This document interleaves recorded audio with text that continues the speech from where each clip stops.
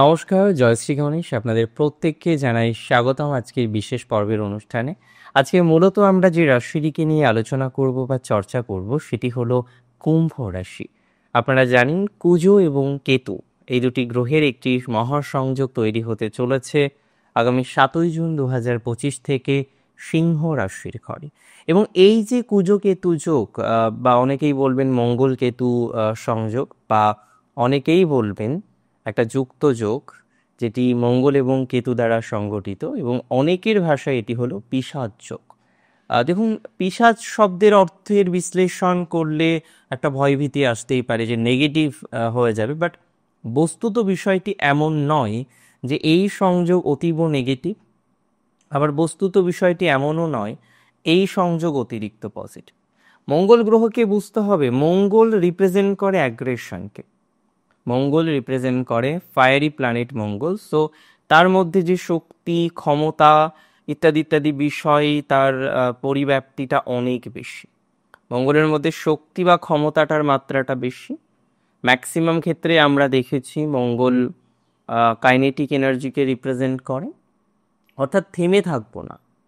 পরিণাম কি হবে সেটা তো অবশ্যই ইম্পর্টেন্ট, বাট সেটা না জেনেই কাজ করব, এটা মঙ্গলের মেন্টালিটি। মঙ্গল হচ্ছে প্রোটেক্টর।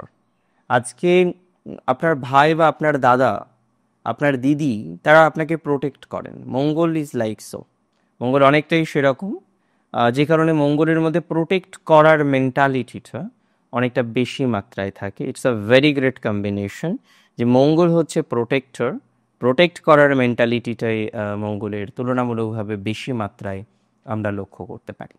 বাট প্রশ্ন এখানে নয়, এখানেই সীমাবদ্ধ হয়ে গেল তা নয়। কেতুও কিন্তু কম শক্তিশালী নয়।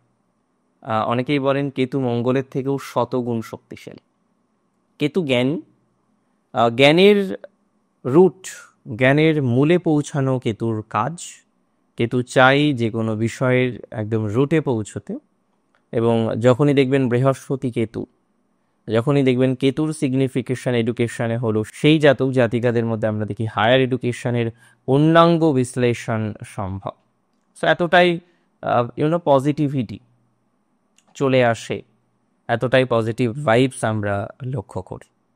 বাট এখন প্রশ্ন হলো, বর্তমান সময়ের পরিপ্রেক্ষিতে মঙ্গল কেতু যোগ কতটা প্রাসঙ্গিক এবং কোন কোন ক্ষেত্রে প্রভাব দিতে পারে, কতদিন প্রভাব দিতে পারে। যেমনটি আমি বলছিলাম, 7ই জুন 2025 মঙ্গল কেতু সংযোগটি শুরু হচ্ছে, যার ব্যাপ্তি থাকবে 28শে জুলাই 2025 পর্যন্ত। প্রায় মাস দুয়েক একটি কম্বিনেশন এখানে চলবে। তবে এই সময়টি এন্টায়ার টাইমই যে পিশাচ যোগের প্রভাব আপনাদের উপর থাকছে বিষয়টি একদমই নয়। স্পেসিফিক কিছু সময়কাল আছে, অবশ্যই সেই সময়কাল সম্পর্কেও আপনাদের অবগত করাবো। তো প্রথমেই বলি, মঙ্গল কেতু সংযোগে কিছু কিছু বিষয়ে সচেতনতা বৃদ্ধিপ্রাপ্ত করতে হবে। এমনিতেও অ্যাগ্রেশন বৃদ্ধিপ্রাপ্ত হতে পারে। করব করব না করতে করতে কোনো একটা কাজ করে ফেললেন, আর কাজটি করতে করতে কাজটি করলেন না, এই ধরনের টেন্ডেন্সি বহু ক্ষেত্রে কিন্তু লক্ষ্য করা যাবে। অনেক ক্ষেত্রে দেখা যাবে অতিরিক্ত আবেগে হঠাৎ কোনো ডিসিশন নিয়ে নেওয়া যে এখনই করতে হবে, এখনই মানে এখনই করার যে মেন্টালিটিটা, সেটা অনেকের ক্ষেত্রে বৃদ্ধিপ্রাপ্ত হতে পারে। অর্থাৎ এই সংযোগে কোনো কোনো ক্ষেত্রে ভুল ডিসিশন নেওয়ার প্রবাবিলিটিটা কিন্তু বেড়ে যেতে পারে। এমনিতেও মঙ্গল আপনাদের তৃতীয় ভাবের অধিপতি, তিনি কর্মাধিপতি, আপনাদের সমসপ্তমে আছেন কলত্রভাবে। তো ম্যারেজ লাইফের ক্ষেত্রে যে এই সংযোগের প্রভাব আসবে সেটি একেবারেই স্বাভাবিক। কুম্ভ রাশির জাতক জাতিকাদের যাদের ম্যারেজ লাইফে ডিস্টারবেন্স চলছে, খুব সচেতনভাবে এই সময়টিকে ডিল করতে হবে।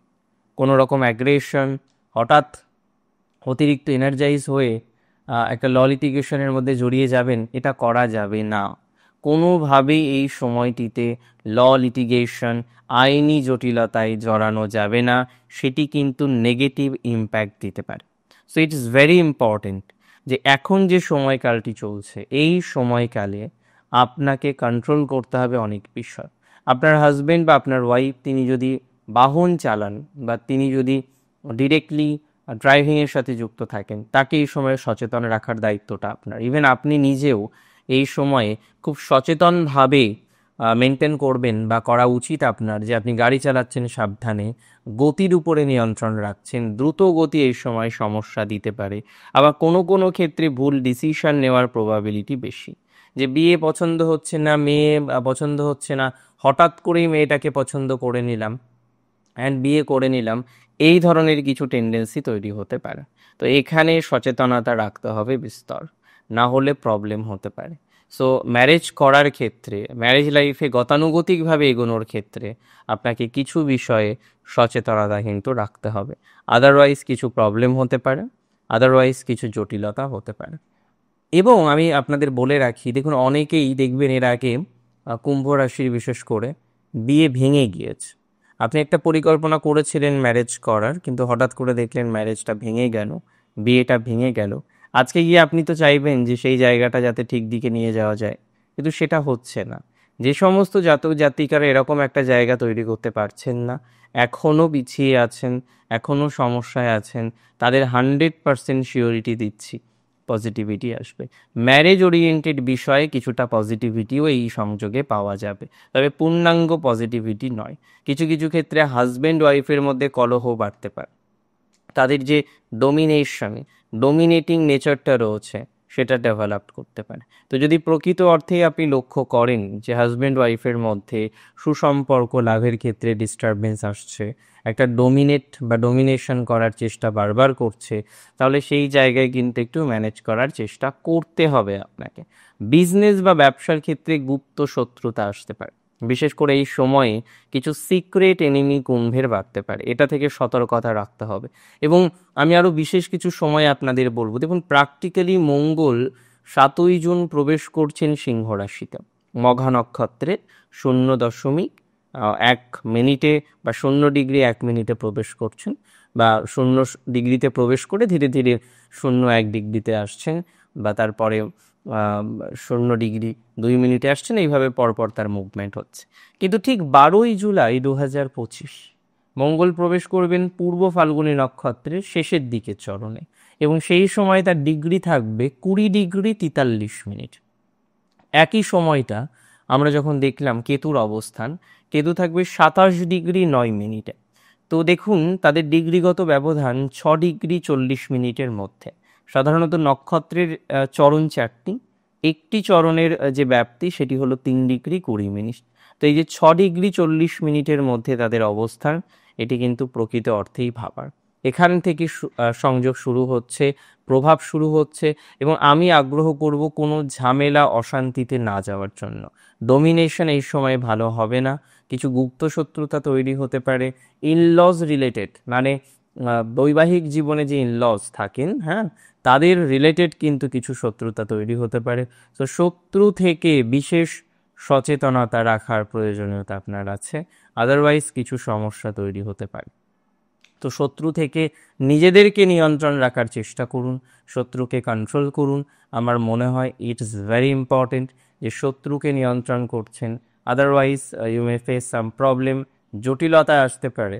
আর কাজের জায়গায় যেমন শত্রুতা আছে, ইনলজ রিলেটেড শত্রুতা আসতে পারে, যে আপনার শ্বশুর বাড়িতে আপনার ওয়াইফ বা হাজবেন্ডের যতটা না প্রবলেম, তার যে সারাউন্ডিংস আছেন, তার পিতা মাতা, তার ভ্রাতা বা কোনো ভগ্নী, তাদের যেন বেশি সমস্যা। তো এই যে ইনলজ রিলেটেড বিষয়টা থেকে খুব সচেতনতা রাখতে হবে, এবং আরও বেশি অ্যাওয়ার হয়ে যেতে হবে ঠিক 23শে জুলাই থেকে।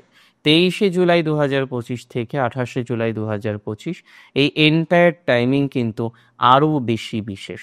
কারণ এই এন্টায়ার টাইমিংয়ে আমাদের সচেতনতার মাত্রাটাকে বাড়াতেই হবে। কোন কোন ক্ষেত্রে সচেতনতা বাড়াতে হবে আমি বলে রাখি।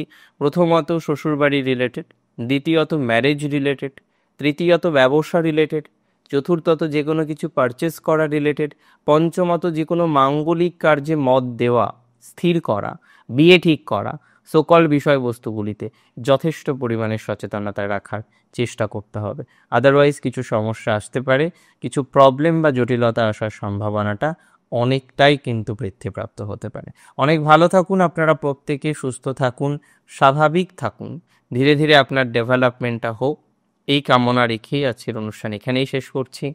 জয় শ্রী গণেশ।